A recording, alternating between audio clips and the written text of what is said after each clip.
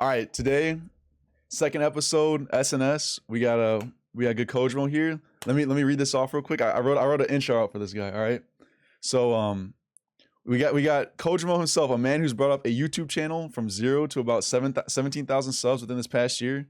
Cojomo runs a TikTok with a following of over 70K people and is currently playing in an ECL with the ECL notorious ECL roster known as Take Flight. And welcome the clout demon himself, Mr. Cojomo. So we got Cojomo here to teach us about opping. That's what this whole podcast is going to be about. Is just like because he's an opper on Take Flight. So I'll be asking questions about that. But first off, if you want to introduce yourself, any of your channels before we get into Yeah, this. man, I'm happy to be here. It's a pleasure to come on here and talk about opping, just my life, whatever we're gonna share today and learn from, and I'm super excited. Always posting on my channels, always grinding while competing in this game. So I think it's really important for competitors to do that. And yeah, I'm excited to have this discussion and for all of you guys to witness this coming together to learn. So Collab. Yeah, hell yeah. yeah. All right, so about you first, starting off is when did you start playing CS? Ah, man, so I probably started playing CS in like 2016, 2016 I probably started playing and it was very casually. Like I had no idea what I was doing. No idea. So Mm-hmm.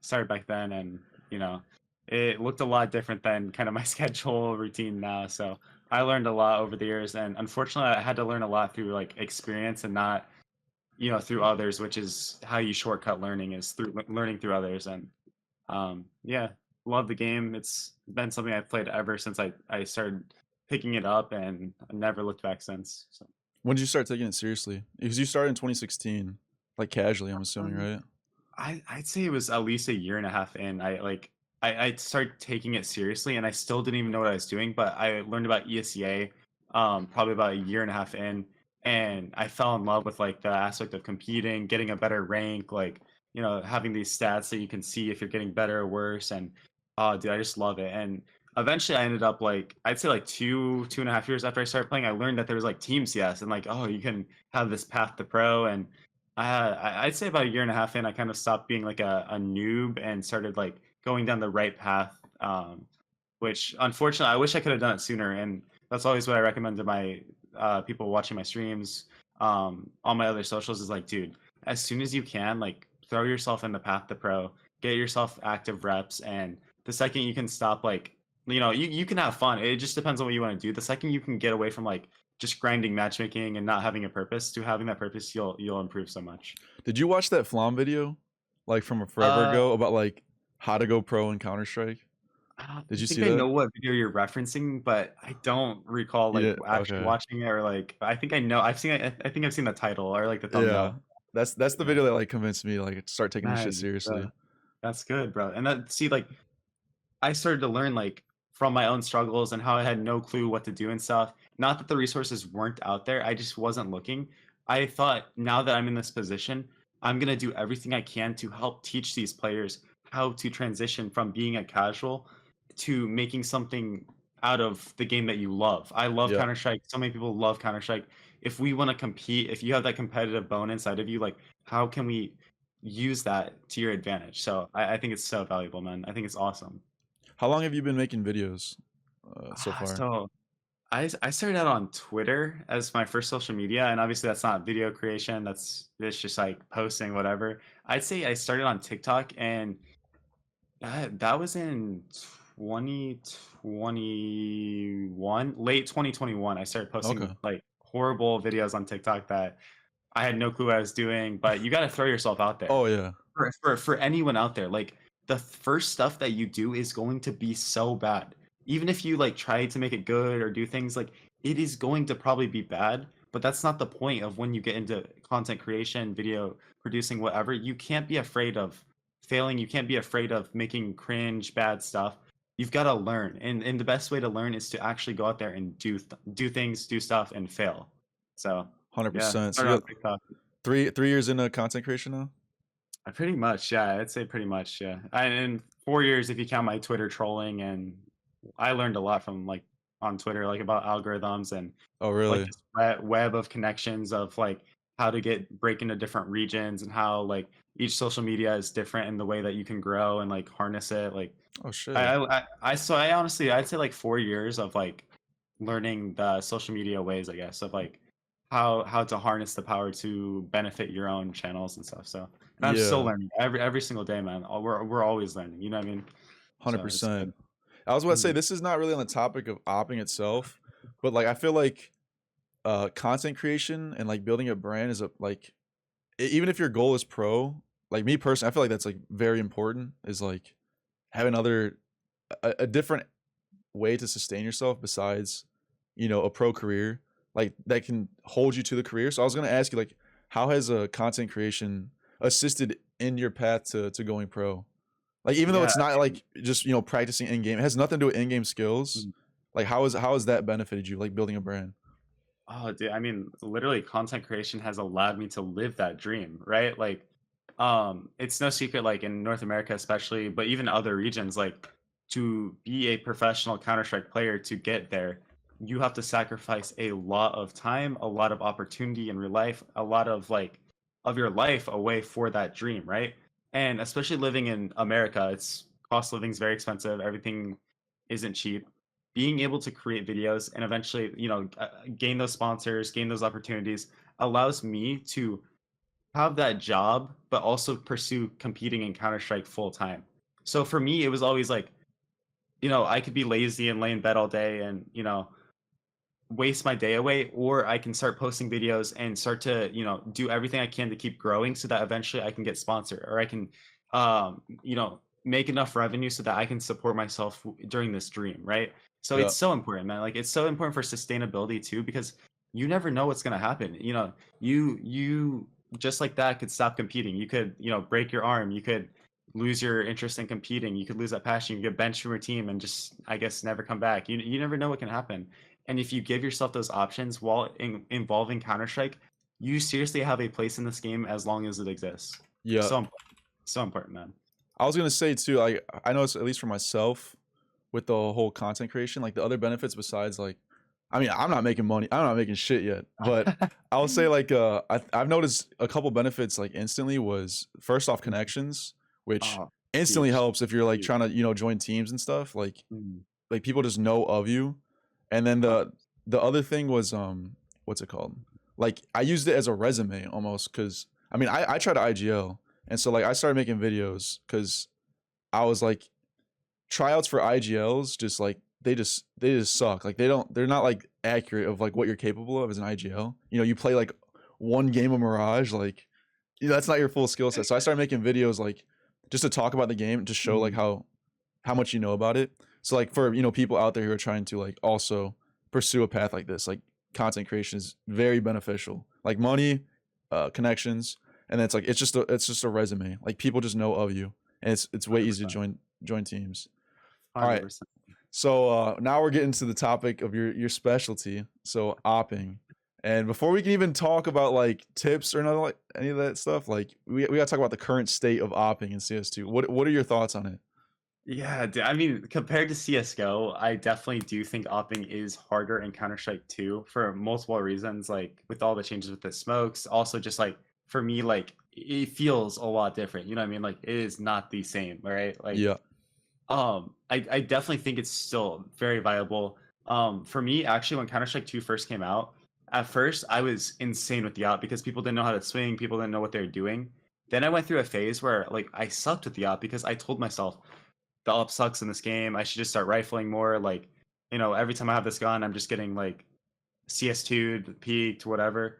And then like I think it was one of my teammates, my IGL or somebody was like, dude, like you're feeding yourself this information, you're feeding yourself these lies, and you're starting to make it a reality. So I feel like a lot of people, if you're struggling with opping in this game, if you're struggling with that, trust me, it is viable. It is so viable. It's still a one-shot gun. It's still, you know, able to destroy and lock down the entire map.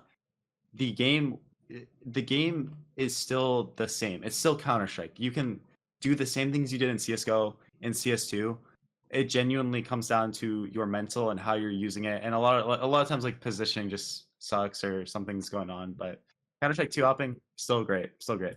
Okay. At least it's viable, because Yeah, it's viable. Yeah. bro, if you would have said no, like we would have stopped the interview like right now. Yeah, no, no. none, none of Guys, the tips would have everyone made a stop difference. hopping. Yeah. All right. So before we also get into tips and tricks too, who's your favorite opera to watch?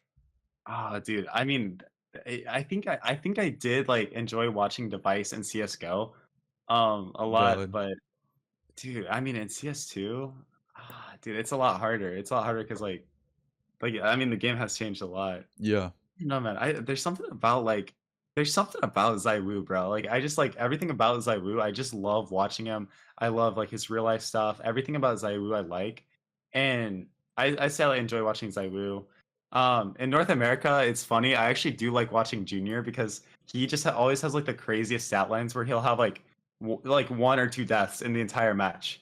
So I always enjoy watching Junior because he's like very like passive opera that is like supportive and stays alive every round. He's almost like Jame where he just doesn't die. Yep. So I do enjoy watching Junior domestically. So those are some of the guys I enjoy watching. Hell yeah. Yeah, economy is very important. I got some questions about economy Hmm. for later Hmm.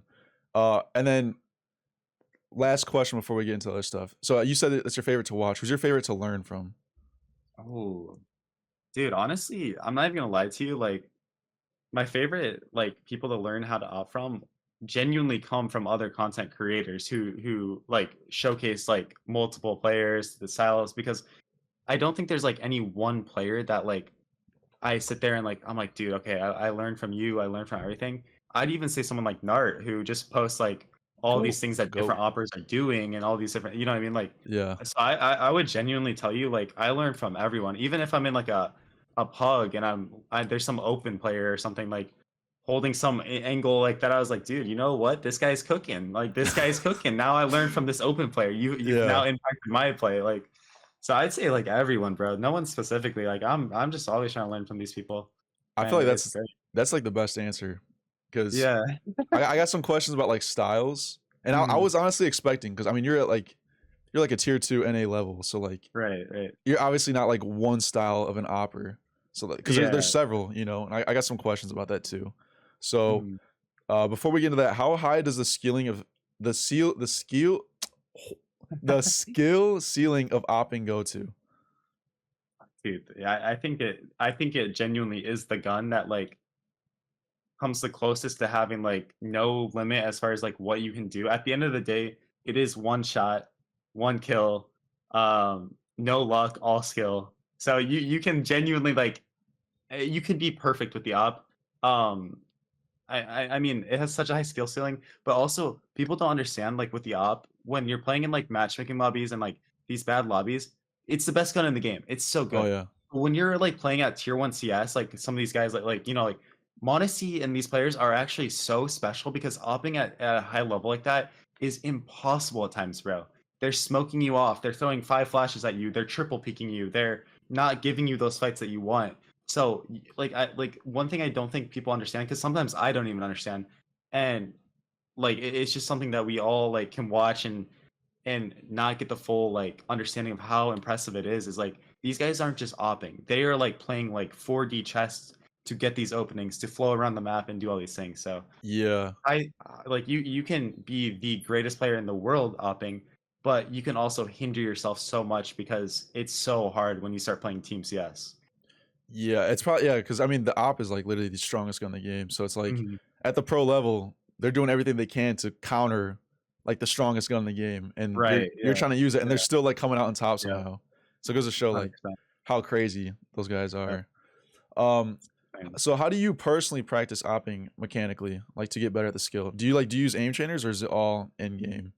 Dude, I mean, it's probably controversial, and I've been thinking about experimenting with some aim trainers, but You should. I, yeah, yeah.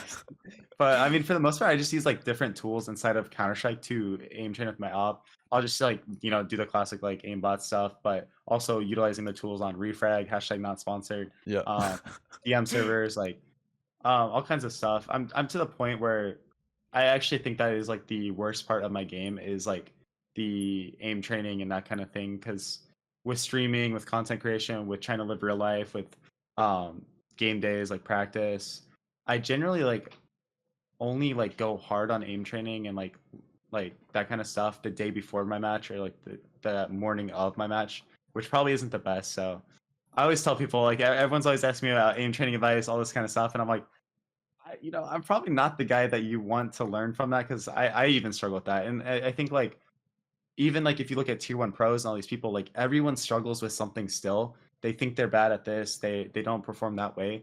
We're all human at the end of the day. And even like someone like Monasi or Zai Wu, you could ask them and they even see way more room for improvement in their own game. So Yeah. always learn. Yeah, I don't think anyone's ever gonna fully Never. master this game. Yep. There's, bro, the categories that you can work on to be a better player is limitless. Like I agree. in game, out of game, like emotional confidence. Like there's so many things you can work on. Communication skills, like, but that's interesting that you say that you don't practice aim training that often, and that, I mean, that kind of gives me, a little bit more confidence in myself because, bro, I go crazy on aim trainers, Mm. and it's cool to see like people like at a higher level, just like they're managing, they're actually excelling without Yeah. like having to go so crazy on aim trainers like me. Yeah, I do think it's important. Like, I think it is important to aim train and stuff like that, but also like I do think it's like good as an opportunity to get like a understanding and feeling of the game. At the end of the day, genuinely like one advice, one tip I can give to oppers without going into like too much detail is like make your shots easy. You have the Yep. one shot gun. At the end of the day, one bullet will kill them. If you are capable of positioning yourself right and putting your crosshair where it should be, your scope where it should be, at the end of the day, you could have the reaction time of a grandpa, but you're positioning yourself properly so they're swinging into you and you just click.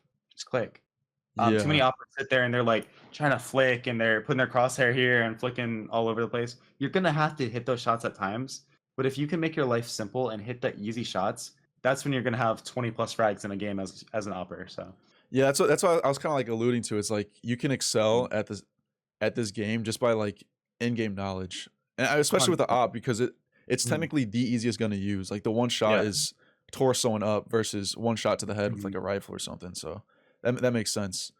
What would you say are the duties of an opper, and do they change based on the team that you're on, or, and if they do, what are the fundamental duties? Yeah, I'd say that is very dynamic because it does change on the duties of an operator changes based on the team you're on, but also it changes match to match, right? Like depending on the style of team that you're playing, and like when you're at a lower level, you're not really gonna have that read or know per se as much. But one match, it's like on me to open up the rounds and get picks because this team we're playing is playing way too aggressive. We need to shut it down with an op early. So my whole purpose that game is openings and then frags, right? Versus maybe another game the team is turtling so much they're literally playing passive setups. My job becomes to throw utility and support my teammates to get them in so that I can now play post plants and get late round kills. So Yeah, I'd say the job of an operator is always shifting, always changing. If we're looking at like pugs and matchmaking, your job as an operator is to get kills. Like genuinely. Like you're opping, you have the gun, they're not throwing good utility generally. Like even when I'm playing ECL players and pugs, we're not throwing good utility like around the map across the board. Like we're just running around and shooting. Your job is to get kills. If you're not getting kills and pugs as an operator, like your team is gonna struggle, right? So it's always changing. There's games where like where your job is just to stay alive, right? Be that threat across the board where the team doesn't know where you're at. Um, if you're on low HP, maybe it's your job to just run in and die. So it changes constantly. yeah, But at the end of the day, it's Counter Strike. You know what I mean? So yeah. I guess it's yeah, pretty hard to it's narrow great. down like a fundamental of Mhm, the op because that is a very versatile mhm, gun and like how people use 100%.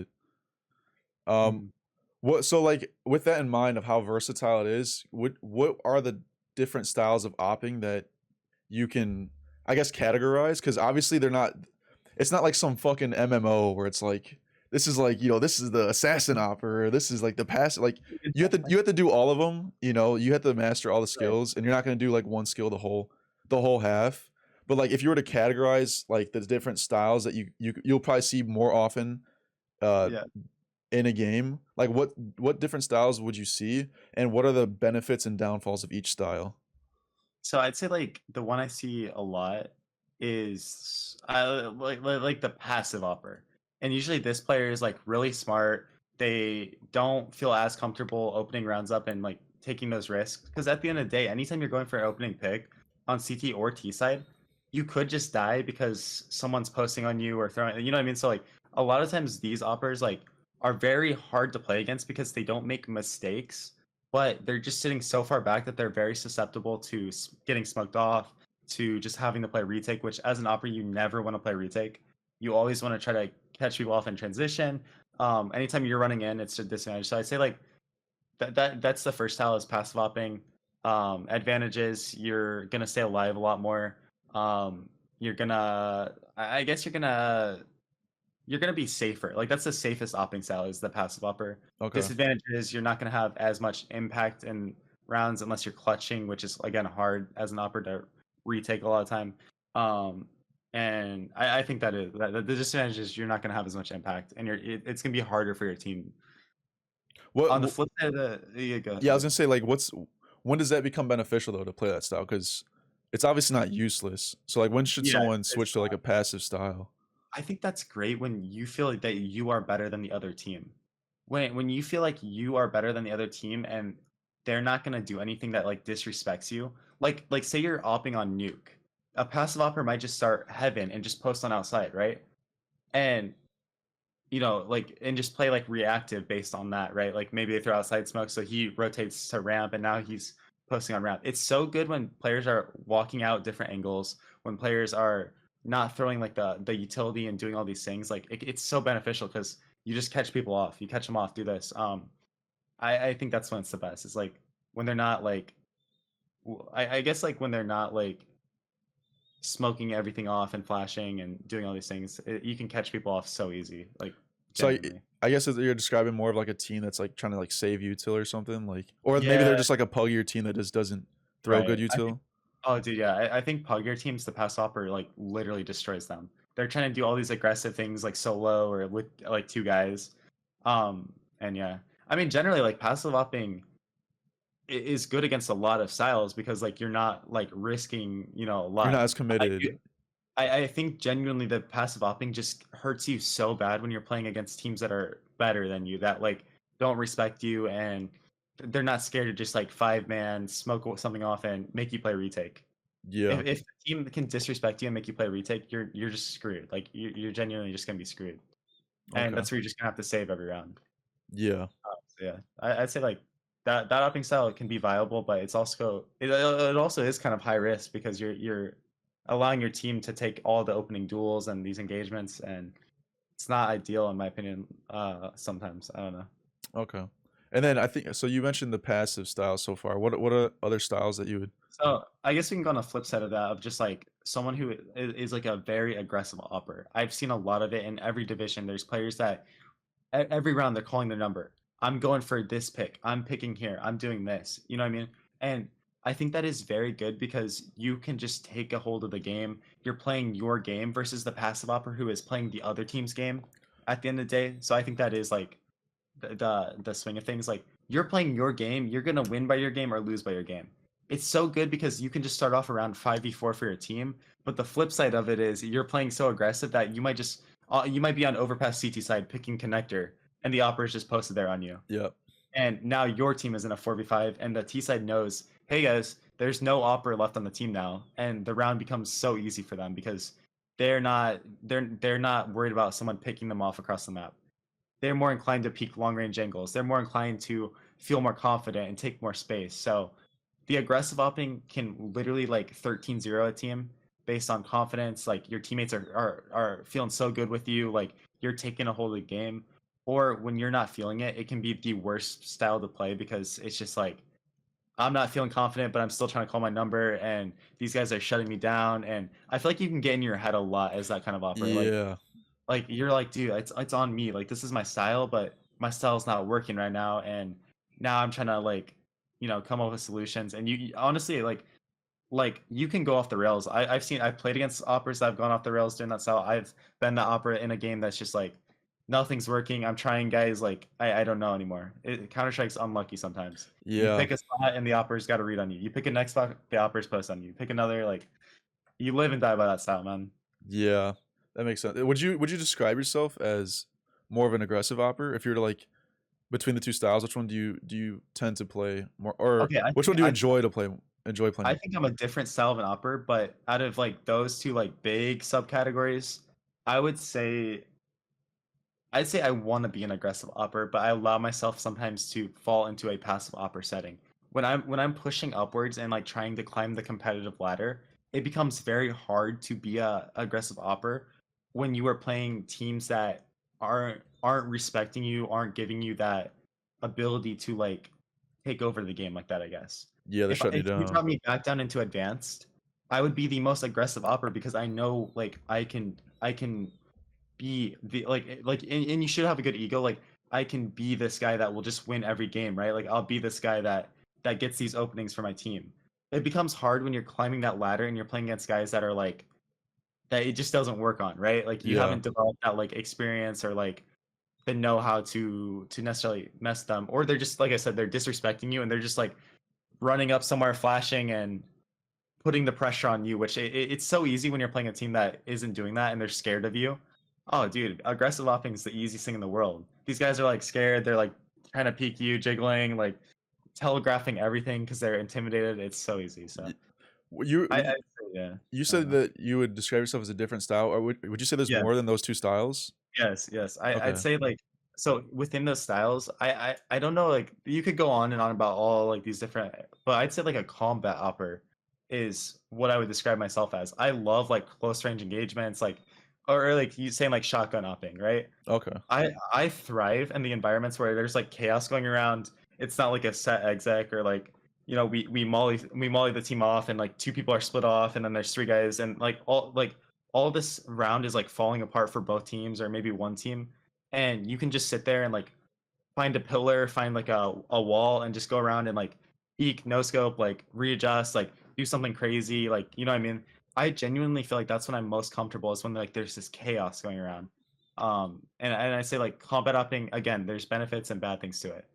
I'll just use someone like Junior. I don't think Junior is a combat upper. I think he likes like I think he is the opposite where he likes control. Like he doesn't like chaos. He doesn't like all these things. So he'll sit back and wait for the chaos to subside, and then he'll make his play where he can control the situation. Mm. I like being in the midst of all this chaos and going through smokes and going back in and like having a teammate flash me and then I get a kill. I come back out, flash my teammate, and like do all these things. Is it good? Is it bad? Like what I mean, it's just a style, I guess. Yeah, yeah.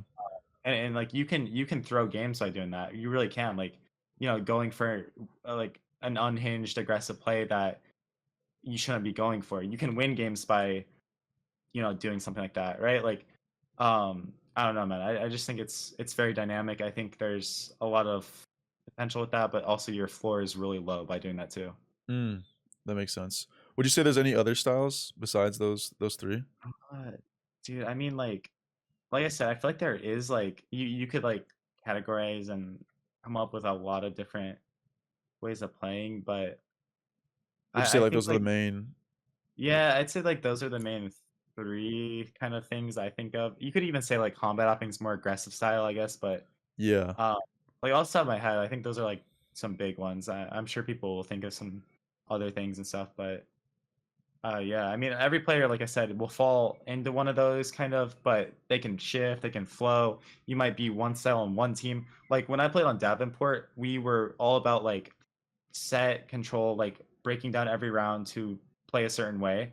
And I was a very passive opper on that team. I was a very passive opper, but I could still be a combat op when the rounds broke apart or like when things. So every opper is gonna generally like flow in between those like states, and it's gonna change depending on like teammates, team philosophy, team goals, like how you want to play. So Okay. yeah. I had a question here. So like you kind of already answered like which styles work best against Mhm. certain types of teams.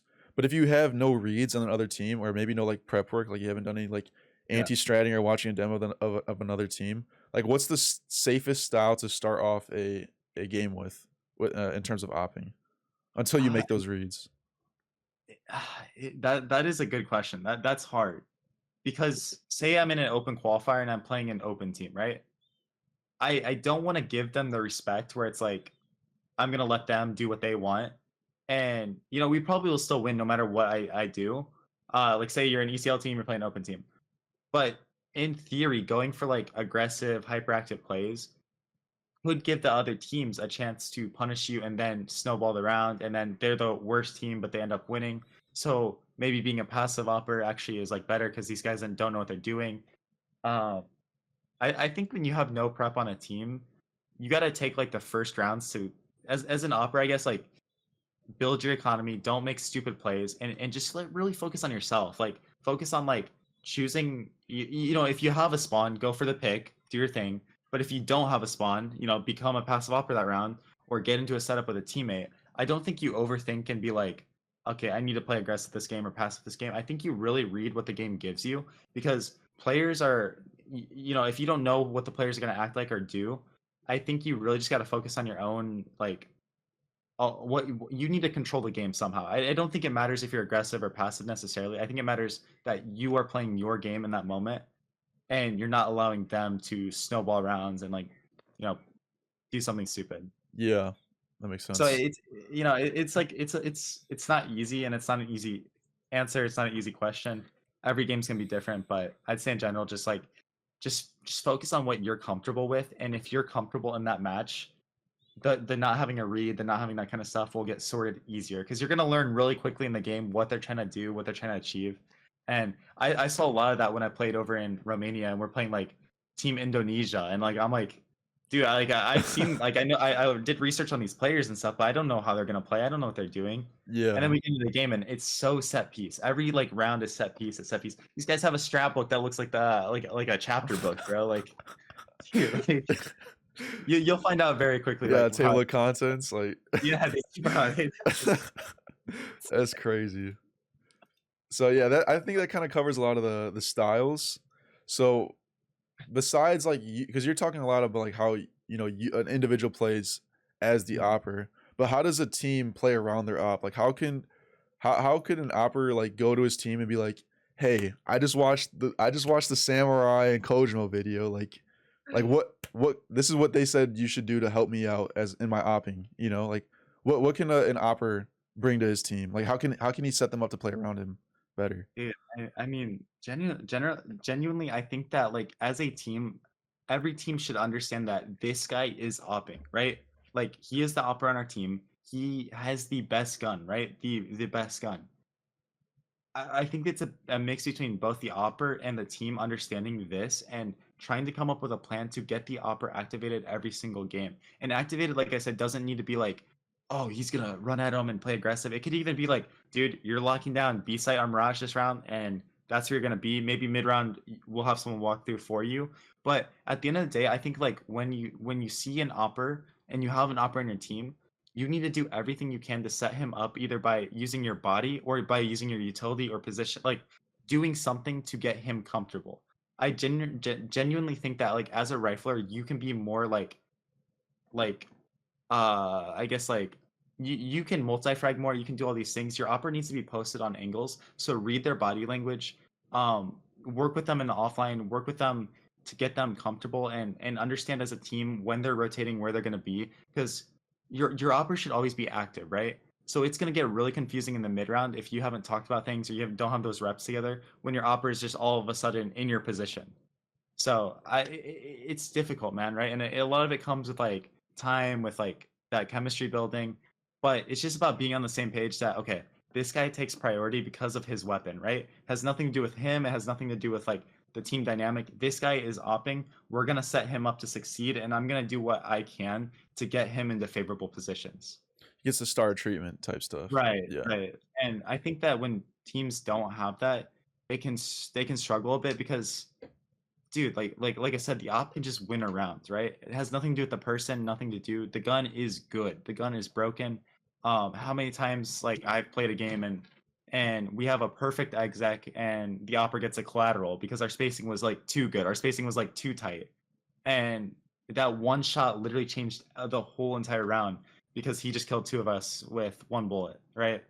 So set your opera up, get him comfortable, because him being comfortable is going to make you comfortable. Yeah. If your opera knows what he's doing and knows where he's at, your job is going to become so much easier too, because he's going to lock down his side. You're going to be able to like shift in and out of these different positions, like with your rifle, multi-frag, do all these things while he shoots, reloads, shoots, repeaks, whatever he wants to do. So yeah, Okay. it's a two-way street. Yeah, it's a lot of communication, and it's probably something like you can't really just say in like a sentence because Yeah. like it's like per map, and you have to build up a lot with post game talks and stuff. Mm. So that makes sense. Maybe that was a pretty bad question. I don't know. I thought I'd be able to, because it's very nuanced. You know, like Yeah. all the maps are different. Right. But something that goes across all maps is finances and economy. So as an opper, I think it's pretty obvious. Like once you start, you pick up this role that you can't just force with your boys every round. So it's like, how as an opper, how does one traverse the economy pathing? Like how do you, like what are the buying path options for oppers, and like what are some like really like niche things that you've discovered that can help yourself manage your economy as an opper to like always get the big green Yeah. stick when it needed? So I mean, obviously, like in a perfect world, your team wins pistol round, right? Like, I'm like foaming at the mouth when my team wins pistol round because it just makes my life so much easier going forward. And so right off the bat, one thing that I do when I know that we can disrespect a team, and I feel like my teammates like I feel like my teammates can pick up the lack of firepower I'm about to put on them is if I have like dualies that I picked up from the round on pistol round, or like like a 5-7, or even just a USP. If I genuinely feel like my boys aren't going to struggle against a team and I can make that confident play in a very nuanced situation, I will literally just like keep the dualies for the next round so I don't buy much, right? And it might be a little controversial what I do, but I've been doing it in ECL and it's been working. You can say it's bad, it's good. A lot of times on those rounds, if we're running like a set anti-eco or set strat or something, I won't buy certain nades, right? Say I only need a smoke and molly on this set piece, or like this round. I'm only gonna buy a smoke and molly, and yes, it will screw me over not having like a flash in this situation or this post plant. But in general, I will do my job, try to pick up a gun if my teammate dies on the ground, and have an op on the third round. In other ways, other things that I like oppers need to start doing is, say your team is like forcing a round, right? And you just want to get the op up. You're having so much impact on the op, you need the op. Dude, just because your team is forcing doesn't mean you have to buy to zero as well. What you're gonna see a lot of high tier oppers and good oppers doing is when their team is force buying or half buying, they are purposely only buying like a P250, no armor, like nothing, or maybe they're just only getting armor and something else, right? They're leaving $1,000 on their like in their funds. They're leaving 1,500, whatever it is. Building that economy is going to get you more ops in the game. And also what you can do is if you see a teammate have so much more money than you, no one we're like saving this round, we're only half buying, we're just getting like Tech 9 armor, 5-7 armor, whatever it is, and you see a teammate has like 4,500, tell him, hey bro, I'm gonna buy you your pistol, just get armor this round, and you be the one that buys and have your teammate save. This communication and these like nuanced little things that sound very obvious, and they are, is how you are going to get the op into the rounds. And you don't just need to be the one to buy it. You can set your teammates up to buy it for you, and it's like a two-way street. And obviously, like the most obvious thing in the world is save your op. When you're in a 1v3 situation, don't try to be a hero, just save the op, man. Like we're all culprits of it. And especially like if you're sitting here being like an open player, IM player, main player, dude, I see it way too much across every role, but specifically oppers, man. Stop going for like unwinnable situations, low percentage situations. Play the numbers, man. Yeah, you could win that 1v2 clutch with 15 seconds left, but dude, save the op, and now maybe you have like a higher percent chance to win next round because you have the gun in your hand.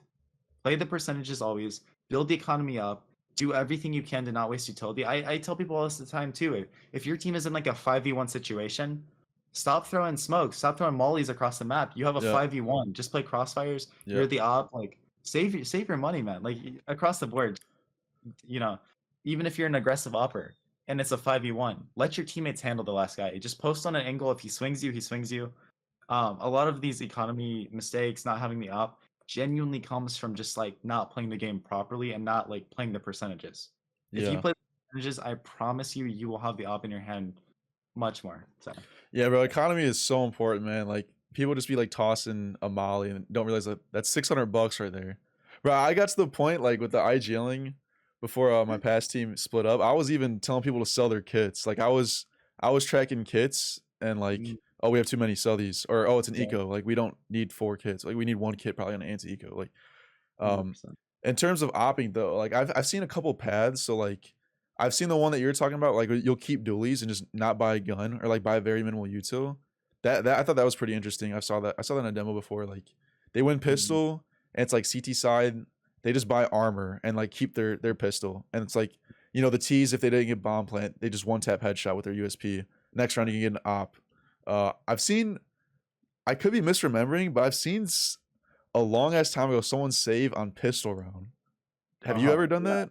Dude, we literally as a team just had this discussion of like, what if on T side pistol round we just have one guy by like smokes and flashes, and we try to run a strat, especially if we like anti-strat the team and we know like, hey, they're probably gonna play retake on the site. What if 4 guys just have $800 and Yeah. we just try to get bomb plant, bro? Try to get that bomb plant, Yeah. and our money is so good for the next round. Like, we were kind of memeing, but like maybe There might someone be trying to something make that there. right Yeah. now. Yeah, because you Yeah, can get like some hero AK. You probably get like 2 hero yeah, AKs, and you already yeah, like outgun. Like you might yeah. not out you to the other team, but you outgun them with the one tap potential. If you're confident, maybe like I don't want to see a team experiment with that. That'd be kind of funny. But That'd I be mean, crazy. as an opper, just always getting that like SMG up at when you can. Or if you have like a designated teammate that maybe that's their job, their role, like just have somebody like farming money to get that up, man. And it comes down to as a team, just not being like selfish or greedy, right? Understanding like we need to build our economy as a team, and that in general is going to get you more ops dropped, right? When your teammates are on Mac 10s and we have 3 Mac 10s and 2 AKs, well, who's gonna hunt the ecos? Like in general, we want the Mac 10s to get the kills. It sucks for Yeah. the AK guys, it does, but like let the Mac 10s farm. Don't try to steal their kills. Be there to like be a teammate, right? Like at the end of the day, we don't want to die. That's the most important thing. But one thing like I'll do, like because economy is everything, bro. We could talk about this for like hours. Is like say I'm on a Mac 10 and I've gone through the round on an eco round and I'm on 10 health. I'll literally turn to my teammate that has 100 health behind me and give him the Mac 10. To go I'll hunt. tell Yeah. him to give me all of his nades, and I'll go hide in a corner on the other side of the map and let the high health player hunt. These Yeah. are the things that like higher level players do that win their team more games because our economy is just better. The more rounds you can have guns, you're gonna win more games, right? So Yeah. there's Hundred just so much percent. you can do, man. There's so much you can do. Staying on the topic of economy, so like the buying paths, so like the most common buying paths you'll see, so like CT side, say you lose pistol, you know, you have the option to force or save. If you force, then you know, let's say you lose that too.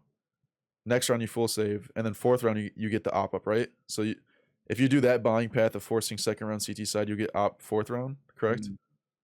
Mm. Yeah, at least you should always have it then. Okay. Um, And then if you were to save second mhm. round, can you get the op third round, or is it Yeah, like a so glass cannon type shit? So yes. So what you need to be aware of is if you're the one just buying armor on Piston, which a lot of operators are, I don't know. But if you're the one buying armor on Piston and you have $50 or 150 left in your account, you just have to get one kill in the pistol round or the second round with no bomb plant. I think with no bomb plant, right? I don't Um, know. I think like you just need one kill to get a glass cannon, and then if you have a player that like multi-frags in pistol round, then he might be able to get the op with like whatever, depending on like what kills he got. oh, interesting. So essentially, like on the scoreboard, I'm always looking if the opera got one kill, because I know that if he has 0 kills, there's no op on the board. Bro, No I one's did not dropping know the op. that. I did Yeah, not know yeah. that. And you'll have to check me on like the bomb plant thing. On T side though, I generally like I don't know that because if we get bomb plant, we're just forcing, right? On CT side, my team specifically, we save like almost every time on second round if we lose pistol. Because like I don't know, it's just like I feel like on CT side it's just not as viable to force a lot of the times. Economy's changed. Um You got the A1S yeah, again. Shit's a bit right. cheaper. That's true. That is true. So I think like in general, like it depends on the map. If I'm playing nuke, I'm getting that glass cannon, man. Like I don't care. Like Yep.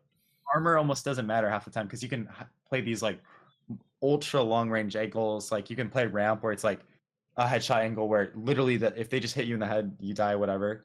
Um, a map like Inferno, heck no. Like you know what I mean? Like way too close range. I'm just getting a rifle.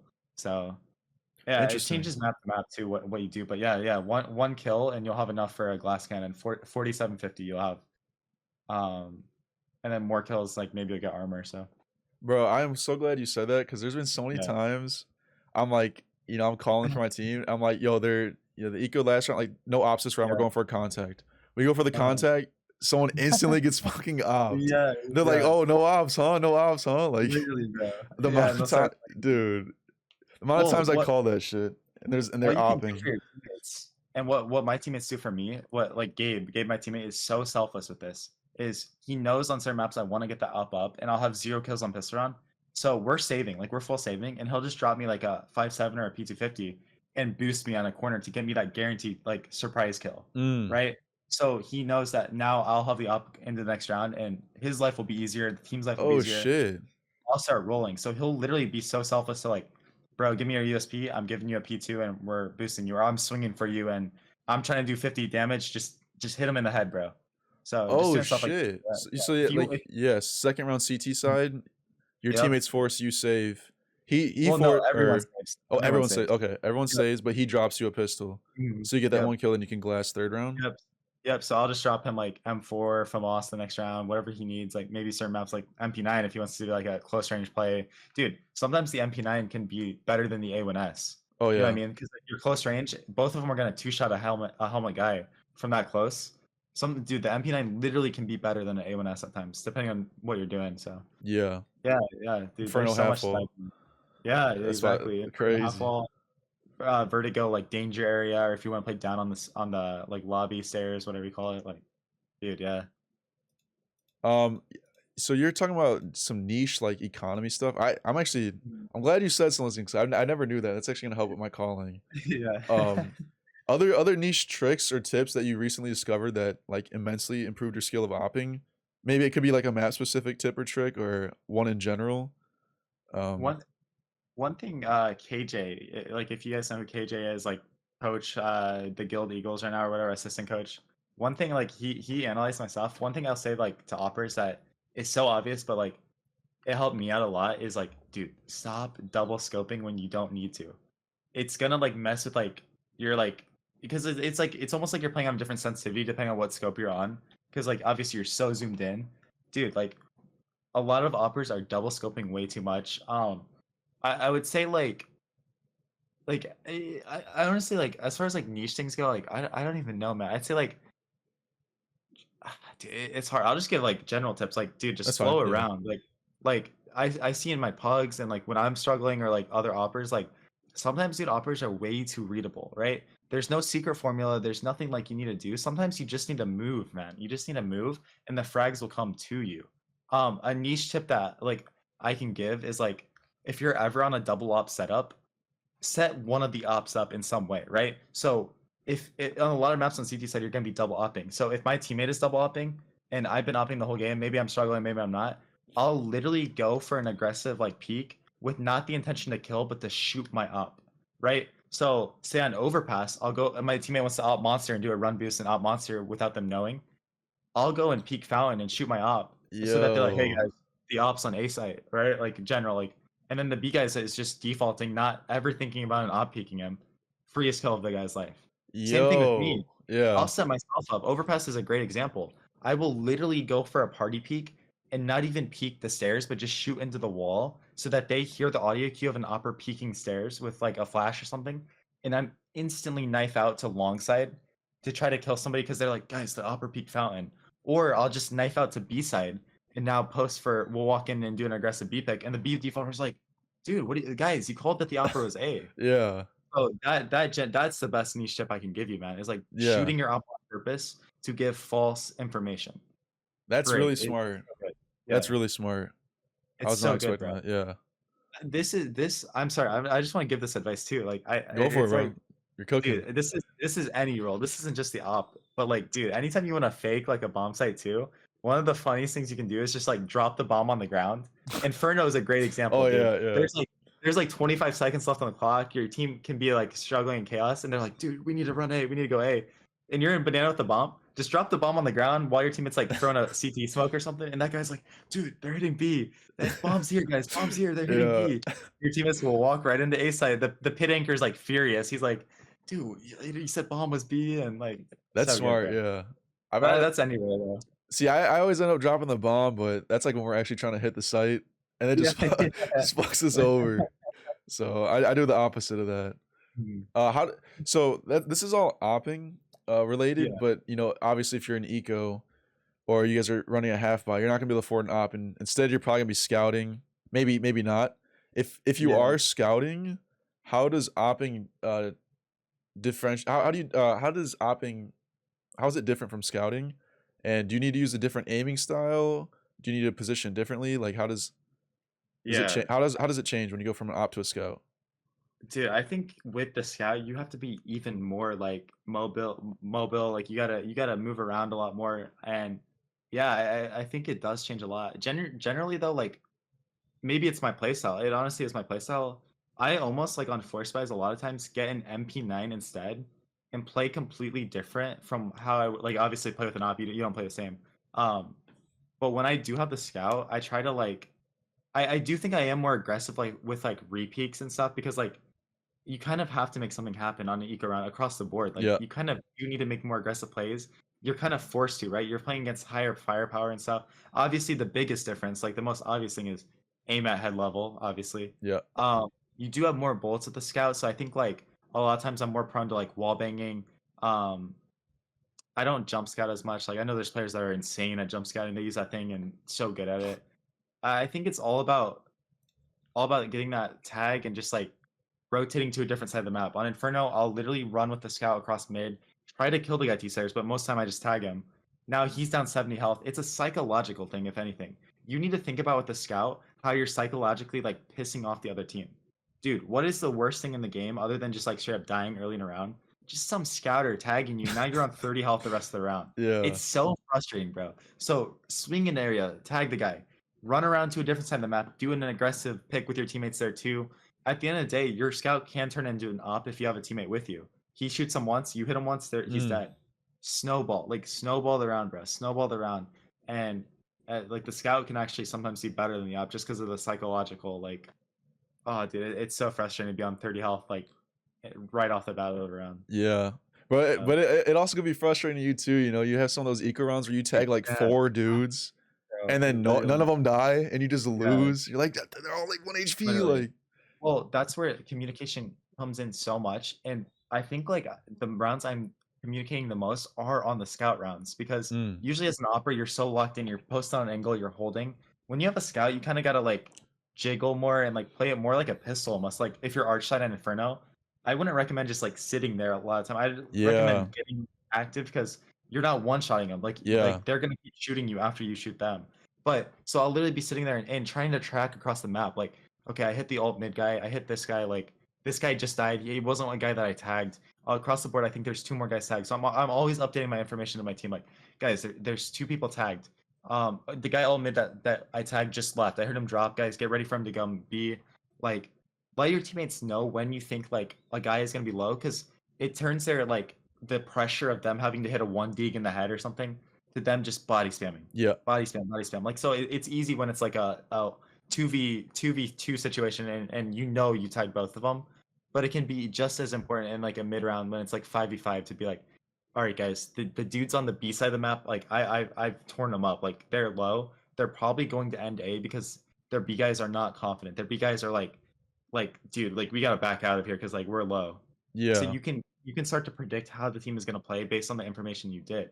Or like if you're on Mirage and like you say for some reason you tag like the B defaulters or something, dude, you know you can send a pistol through B apps then mid round because worst case like they're gonna group there and they're gonna be there, but that's just info for you.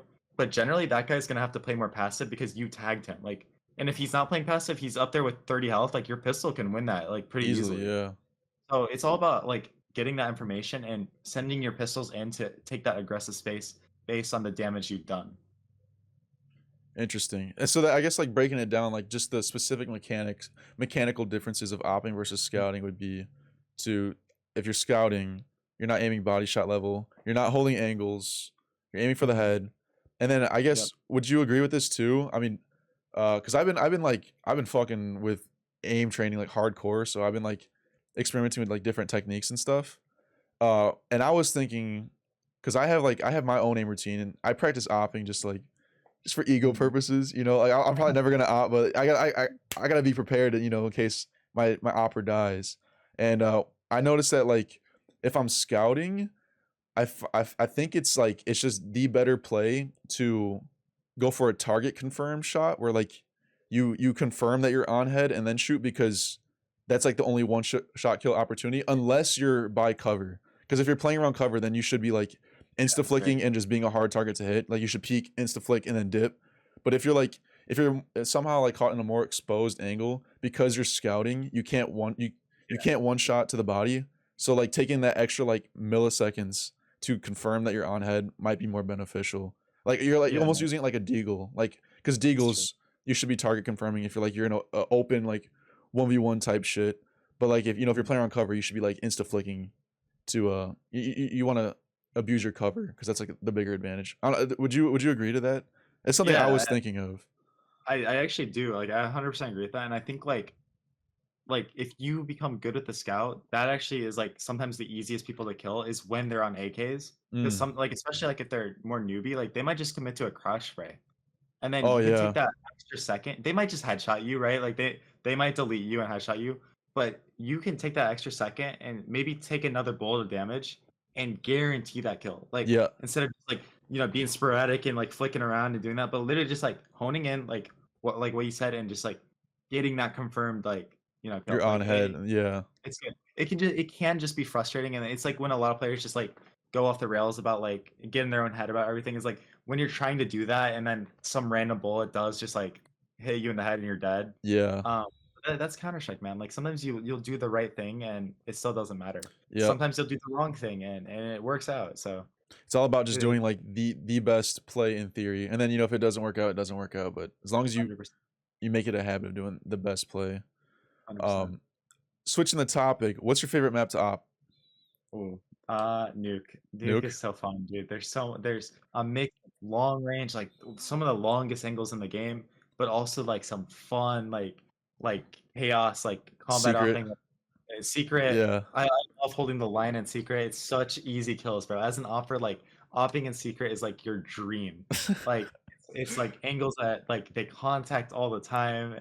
I mean, you can even op in like hut, and there's all these angles where like people like don't want to use utility to clear, Yeah. but like and like if you start making them do it, they'll have to start using util, and then they're telegraphing to everybody like, "Hey guys, we just flashed secret now. Hey guys, we're here." Like, I mean, Yeah. it's just Nuke is so fun to op on, and the overpass is like second definitely because it's huge. Like if you struggle opping on overpass, it's because of like the way you're playing. Like if you had a bad overpass opping game, it's either because your economy you couldn't get the op up, or like on CT side, or like you just like played bad. Like there's so much to do on overpass and Nuke. Like it's great. I love it. What would you say is like the most underrated op map?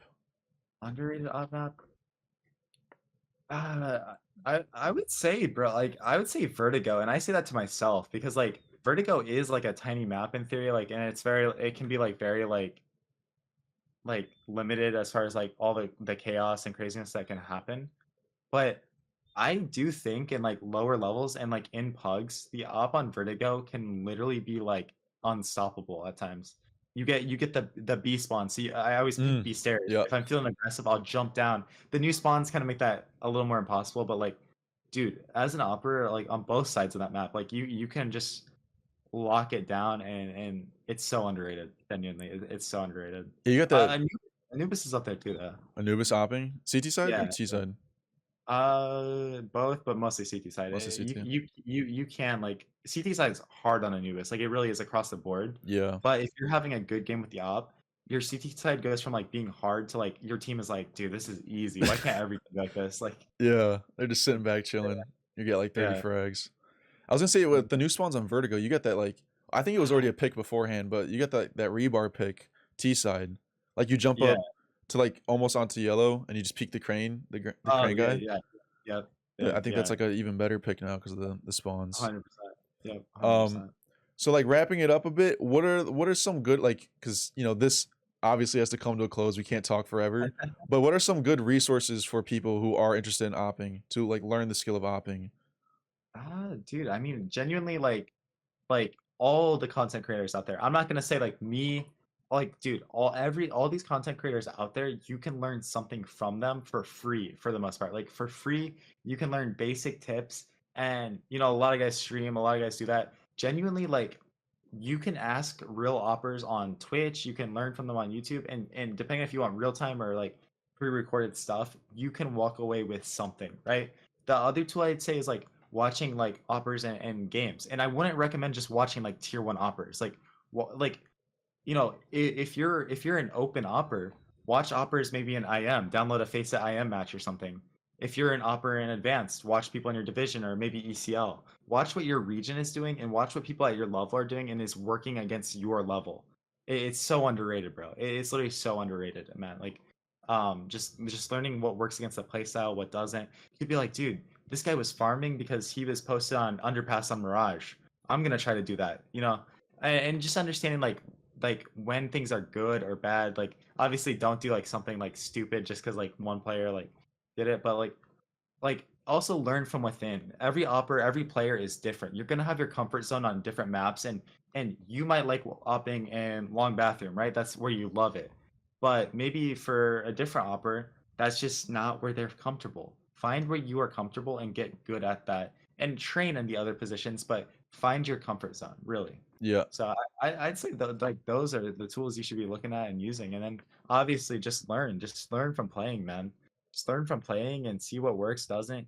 The best tool you're going to have is when you are playing against your opponents and they're destroying you, and you can learn from them, from your perspective, how they're destroying you. And then secondly, from learning from even just pugs, hubs, anything, what is your teammates doing? If I have I've had great operators on my teams in FPL and pugs at different points, right? Um, I had a pug where I had someone like Wiz on my team. He's like a different style than me, like, and I'm learning like, oh, he's playing like this. Okay, write that down, and like write that one down. So Yeah. all over the place, man. Yeah, it's pretty interesting you talk about like not watching tier one demos for tips Mm. because there's a whole nother level of Yeah. CS that they're on that like you just don't Yeah. even understand. Like there's some things that would probably work really well at your level that they would just never think of doing because it's just always shut down, you know? Yeah. And also like with that too, because it kind of reminds me of how you're also talking about like, you have to like look within too of your own opping and develop your own skill. Because I remember when I was learning how to IGL, like bro, all I did was watch demos. I got fucking like 12 notebooks just filled out with demos, and I just copied. I just copied and copied and copied, and then it like I don't think it was necessarily wrong, of like copying. Like if you're learning how to op, like I feel like you should copy when you start. And this is some advice I heard before. It's like you should emulate before you innovate, and it's like you should just copy the best until you understand like why they're doing it, and then you make your own style. And it's like recently, obviously I'm not an opera, but in the case of IGLing, it's like my whole IGL style, like for the first couple of years, was just copying, and then it started turning into like innovation, where I'm like I actually like doing this. I don't care if it's like not the best play. This is like it fits me and it fits this team, And it's like you can do the same thing with opping. It's like you should copy, if you don't know what you're doing, and then you understand like why certain things work, and then you can start innovating and like making your own unique style of play. Um, that for like everyone else who's learning from this video. Are you available for questions if people have questions? Oh I, yeah, I yeah. don't know if this I'm is going too available. late for you. Like, No, no, it's good. It's good. I'm available. okay, I I'm just want I available. just want to make sure because I see some people in the chat asking questions. Yes, sir. Um, Yes. so On my way. I had a question from Twitter when I asked if people had questions. This is from Raphael, and he said, "Do you perceive other weapons as lesser forms of the op, or do you treat them as their own individual weapon with its own style?" As far as like when I have an AK, do I play differently or like look at it Yeah, I'm right? assuming he's like talking about like a default or something. If like you have a certain position that you play with an Oh, op, are you gonna play it similarly with a rifle if you can't afford one? uh, no, genuinely, like you gotta play like differently, in my opinion. Like say Mirage, you're playing a passive default, and your job is to hold top mid, right? If I have an op, I'm gonna play up like holding deep angles as deep as I can, because my gun's gonna one shot at any range. Versus if I have like an AK, I might sit there and jiggle or like play for info, or maybe I'm just like completely like you know playing off information, right? When you have a different gun, you've got to treat each situation differently because you can't play the same way with different like you can't use a Mac 10 the same way you use an op. You can't Yeah, use an AK same way an M4. You gotta be dynamic and play differently, or you're gonna be destroyed. Like you're gonna get destroyed. 100%. Um, he also asked too about like how to become better at aiming with the op while practicing the aim style for other guns.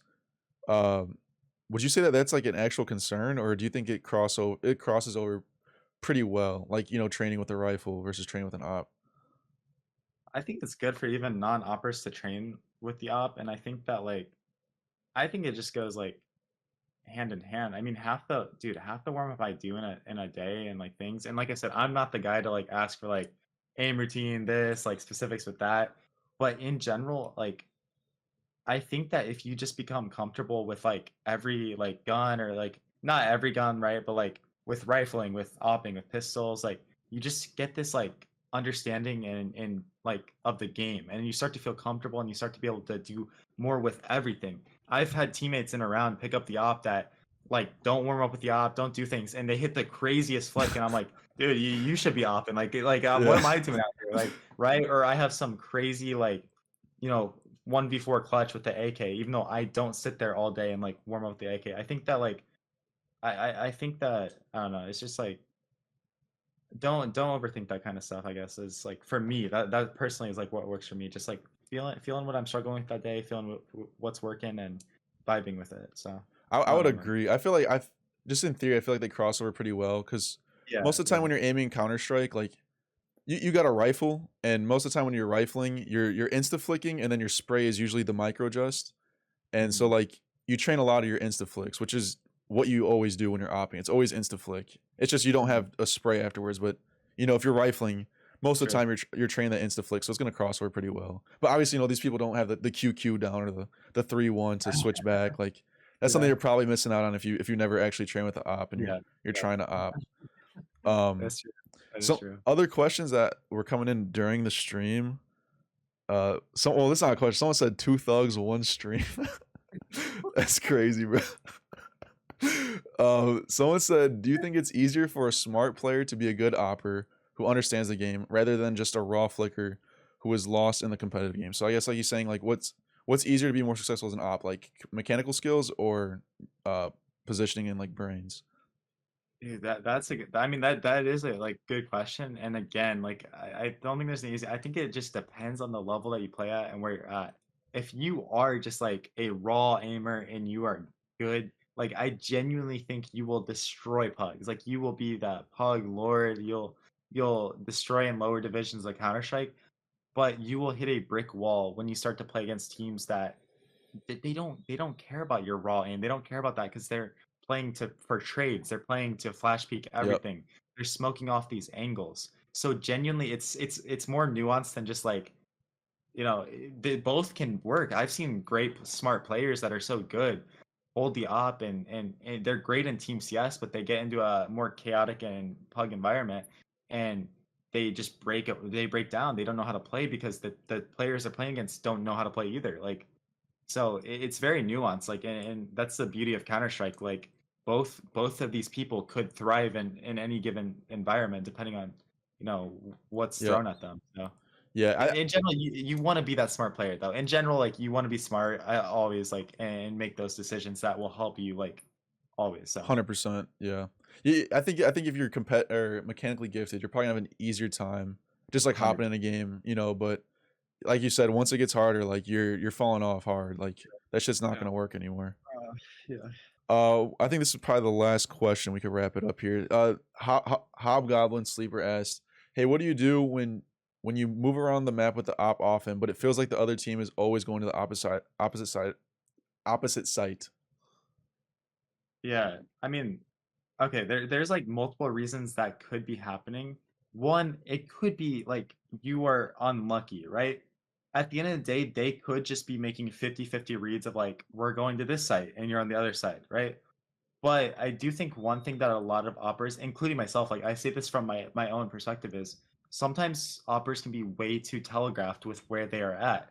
If you're in a pug, if you're in a team environment, and you're playing default every round, say you're playing overpass, and you are starting out having a good game, and you're shutting them down and stuff, and the other team just starts execing B every round, going B, going B. Maybe they go B late round. They're just not ending A anymore. That's because like they have made an adjustment. They have made a read that like we need to either avoid the opper or abuse the weaker side of the map. And that's where you as an opper, there's no excuse for you because you need to be able to be active and not just play one position, right? And again, you might just be getting unlucky, right? There's games where like you did make that read, you adjusted and went B, and now they go A, right? That's Counter Strike. It's so frustrating, man. Like that's gonna happen to you. Yep. But you got to be active. If you're active, you'll find somebody somewhere, right? If you're active, like you're gonna get that action. You're gonna find it. So that's my 100%. advice. Yeah, I'd say too, I guess from my IGL perspective, like if the team is always on the other side of the map too, like it might not be your fault. It also could just be a lack of communication from your teammates as well. Like they might not be feeding you the correct information to make the best play. So like if you're struggling with that issue, if you're in a pug, like who gives a fuck? You're never playing with those guys again. But if you're on a team that's happening a lot, like you should definitely have a conversation with your team about that. Nard out here is in the chat. So is Louis. So he's putting Hey, hearts. what's up? But I think we're gonna wrap it up here. Where can everyone find you at, Mr. Cojomo? Yeah, so you guys can find me over on YouTube. Just type in Cojomo on the search bar. You'll find my videos up there, Cojomo CS. On TikTok, you can follow me on Cojomo CS for funny memes, unserious content. Just laugh at me, laugh with me, whatever you want to do. You can watch my games live here on Twitch, twitch.tv/Cojomo CS.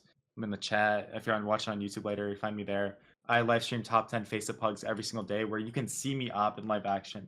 You can ask me these questions and learn with me, because a lot of times I learn with people. Like, you know what I mean? Like I referenced earlier, it doesn't matter what level you're at, what rank you're at, who you are. We can all learn from each other and grow as one. So don't look at my Twitter. My Twitter is garbage. So just go follow Samry on that, bro. So yeah, appreciate all of you guys. Appreciate you for giving me the time Yeah, to be bro. here. I appreciate Talk you, man. Like this was a with good you. talk. What can we It's expect to see from you soon? Any new content and videos coming out? Yeah, so on YouTube and TikTok, you can expect me to, post content every single day. On Twitch, like I said, you can expect me to be there, grinding for the top 10 every day. I think the more exciting stuff will come from my team play. If you want to see me live action, competing in the highest domestic league for Counter-Strike here in North America. I'm always on HLTV, my games are on there. You can support me by watching my games, cheer me on, doing that kind of thing. Won't be POVs, but you'll see, from the Take flight. broadcast some professional stuff, and check out my team Take Flight over there. So yeah, Hell yeah. I appreciate you, man. This was a great talk. Maybe there'll be a part two. maybe, People bro, people were maybe. asking about it in the chat, so I'll let you Hey, know. maybe you'll help me with some IGLing stuff, right? Hey, there we go. There we go. But yeah, So thank you. yeah, I really appreciate it, Coach Mo. appreciate it, man. Thank you guys so much. Yeah, yeah. Thank you.